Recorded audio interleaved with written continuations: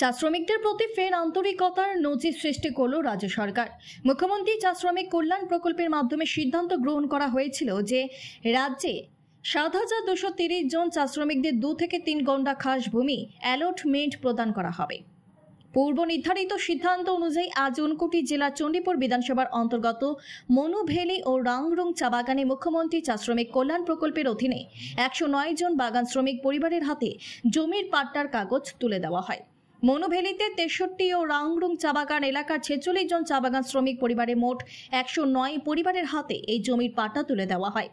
আজকের এই অনুষ্ঠানে উপস্থিত ছিলেন রাজ্যের সমাজ কল্যাণ ও সমাজ শিক্ষা দপ্তরের মন্ত্রী টিঙ্কু রায়, কৈলাসহর মহকুমার মহকুমা শাসক প্রদীপ সরকার, পুর পরিষদের চেয়ারপারসন চপলা দেবরায় সহ অন্যান্যরা।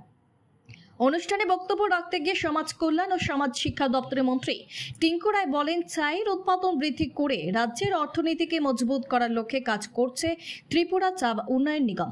রাজ্যে চা শ্রমিকদের আর্থ সামাজিক উন্নয়নে মুখ্যমন্ত্রী চা শ্রমিক কল্যাণ প্রকল্প এক ইতিবাচক পদক্ষেপ। এই প্রকল্পে চা শ্রমিকরা নিজস্ব বসত জমির অধিকার ও পানীয় জল, বিদ্যুৎ, শৌচালয়, প্রধানমন্ত্রী আবাস যোজনায় ঘরের সুবিধা পাবে বলে উল্লেখ করেন মন্ত্রী টিঙ্কু রায়।